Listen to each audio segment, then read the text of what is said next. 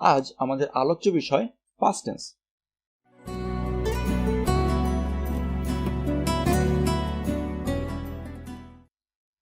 Past tense বলতে মূলত আমরা কি বুঝি?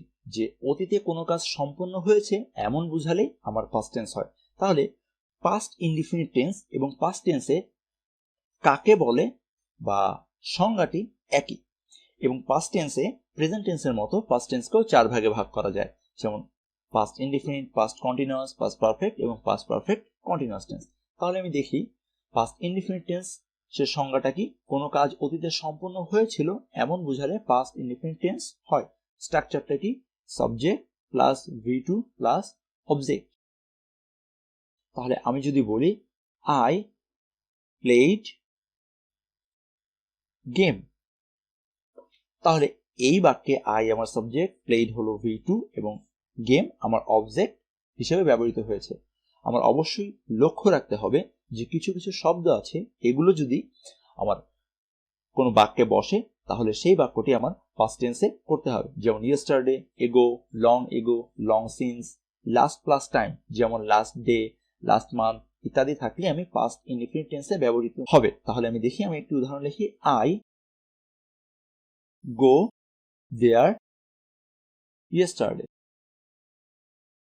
তাহলে এটি আমি কি লিখবো? I went there yesterday. যেহেতু আমার ইয়েস্টারডে আছে, এটি একটি পাস্ট জ্ঞাপন করে এমন একটি শব্দ, সেই ক্ষেত্রে আমি ভার্বে V2 ফর্মটি ব্যবহার করব।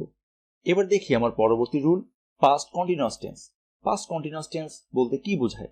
অতীতে কোনো কাজ হচ্ছিল বা চলছিল এমন বোঝালে পাস্ট কন্টিনিউয়াস টেন্স হয়। তাহলে স্ট্রাকচারটা কি?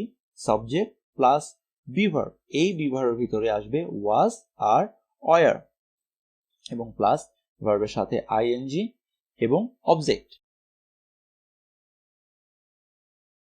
তাহলে আমি একটি উদাহরণ দিই, যেমন আই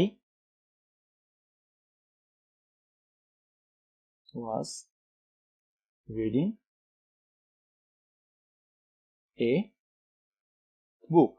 তাহলে এই বাক্যটি আই আমার সাবজেক্ট, ওয়াজ আমার বিভার্ব, রিডিং ভার্বের সাথে আইএনজি এবং দ্য বুক আমার অবজেক্ট হিসেবে ব্যবহৃত হচ্ছে।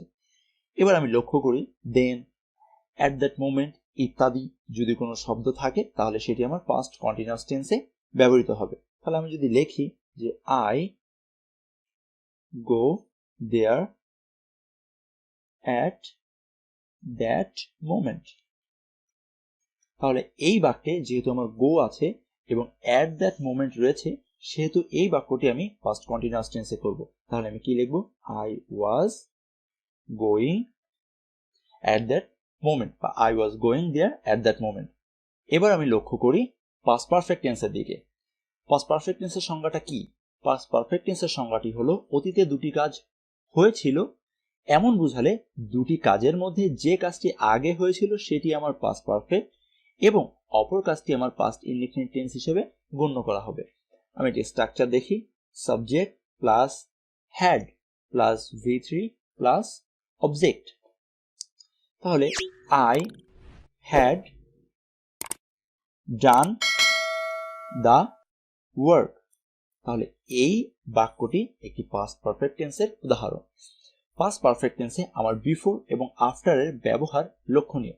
বিফোর শব্দের অর্থ কি? বিফোর শব্দের অর্থ আগে, এবং আফটার শব্দের অর্থ কি? আফটার শব্দের অর্থ পরে। তাহলে বিফোরের আগে আমার পাস্ট পারফেক্ট টেন্স ব্যবহার করতে হবে এবং বিফোরের পরে আমার পাস্ট ইনডিফিনিট টেন্স ব্যবহার করতে হবে।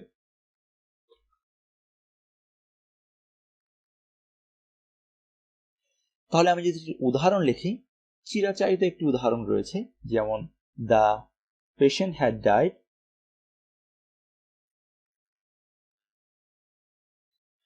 Before the doctor came. তাহলে এই বাক্যটি বোঝাই গেল যে বিফোরের আগে আমার পাস্ট পারফেক্ট টেন্স হবে এবং বিফোরের পরে আমার পাস্ট ইনডিফিনিট টেন্স হবে। এবার আমি দেখি আফটার। আফটারের পরে আমি ব্যবহার করব পাস্ট পারফেক্ট টেন্স এবং আফটারের আগে আমি ব্যবহার করব পাস্ট ইনডিফিনিট টেন্স। তাহলে আমি দেখি, আমি যদি বলি ডাক্তার আসার পর রোগী মারা গেল, তাহলে কোন কাজটি আগে হলো? ডাক্তার আসা। তাহলে আমি এটি যদি লিখি, দ্য ডক্টর হ্যাড